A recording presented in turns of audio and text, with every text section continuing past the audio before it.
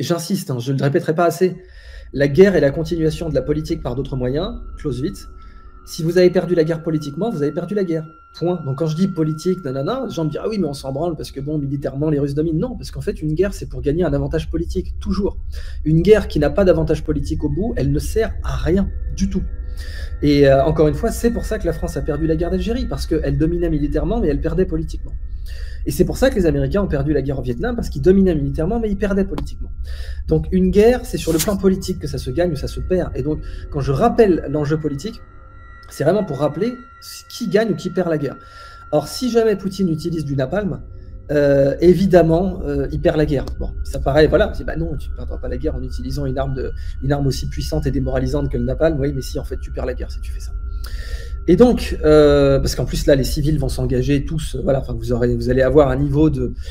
au début, donc, rappelons, l'enjeu de Poutine, c'était qu'une partie des civils doute suffisamment de l'exécutif ukrainien pour le séparer, en fait, pour créer une sorte de guerre civile, qui est déjà le cas entre les pro-russes, parce qu'il y avait des pro-russes en Ukraine, de toute façon, historiquement, c'est comme ça, mais qu'une partie significative des civils doutent suffisamment du gouvernement pour qu'il saute, et que Poutine puisse mettre un gouvernement fantoche pro-russe.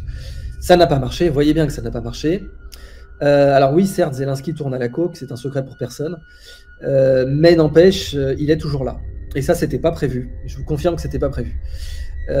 Maintenant, donc, l'occupation de Kiev, bah, le vrai danger pour Poutine, c'est que la totalité de la population, cette fois, se mette dans une résistance totale. Je vous avais dit dans la vidéo précédente, la pire terreur de Poutine, c'est une résistance totale à la Suisse, avec les manuels de résistance totale, de guérilla, des gens armés, etc.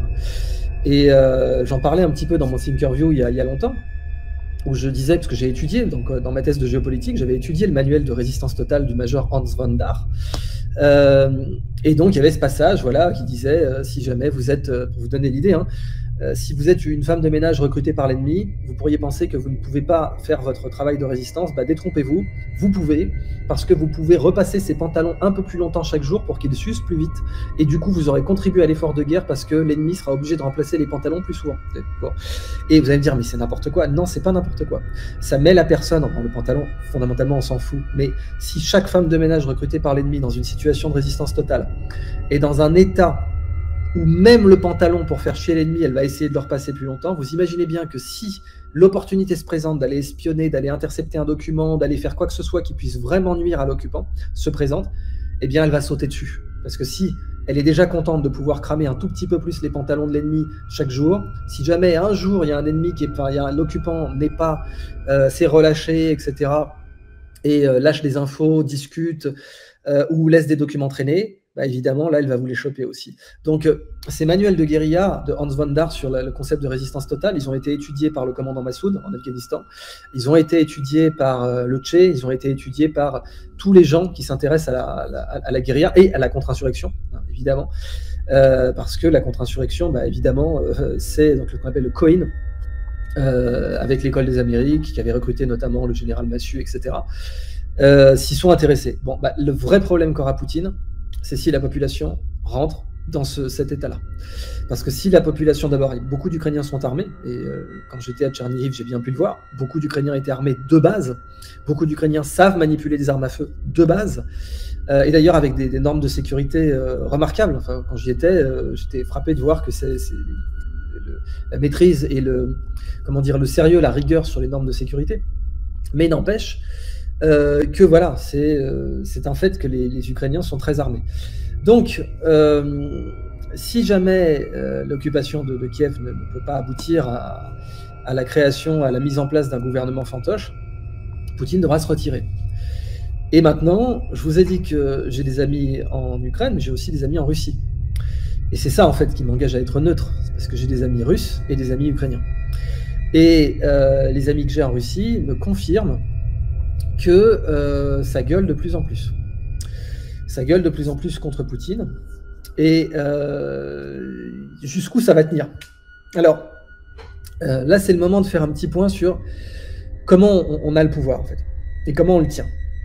Alors, dans l'Empire romain, un bon empereur, comme Auguste, ou comme Trajan, ou comme Vespasien, ou comme Adrien, très bons empereurs, un bon empereur, il y a trois corps qui le soutiennent dans la Rome antique. Et vous allez voir que je ne parle pas de ça juste pour vous raconter l'histoire de Rome, mais bien pour parler de la situation de Poutine. Dans la Rome antique, vous avez besoin du soutien du peuple, des légions et du Sénat. Voilà. Avant l'Empire romain, c'était la République, et vous savez que le symbole de la République, c'était SPQR. Et en fait, l'Empire a gardé le symbole SPQR, parce que Auguste voulait pas trop se faire présenter comme un empereur. D'ailleurs, il se faisait présenter comme princeps, qui a donné le mot prince, mais qui voulait dire premier citoyen. Et donc SPQR, ça voulait dire Senatus Populusque Romanum, donc pour le peuple et le Sénat romain. Et vous ajoutez les légions, évidemment. Bon, voilà. Et ça vous donne les trois bases du pouvoir romain. Bah, les trois bases du pouvoir de Poutine, c'est le peuple aussi. Oui, hein, on croit évidemment, si vous écoutez la médiasphère française, Poutine est détesté par le peuple. Non, pas du tout. Il a augmenté le niveau de vie en Russie. Il a renationalisé les matières premières. La Russie dans les années 90, c'était l'enfer. C'était l'enfer. Vous aviez une espérance de vie pour les adultes autour de 55 ans.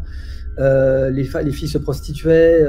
C'était devenu horrible, la Russie. Et le niveau de vie s'était effondré. Vous aviez des criminels partout dans les rues. Et Poutine a redressé ça. Et son capital politique à Poutine, c'est ça.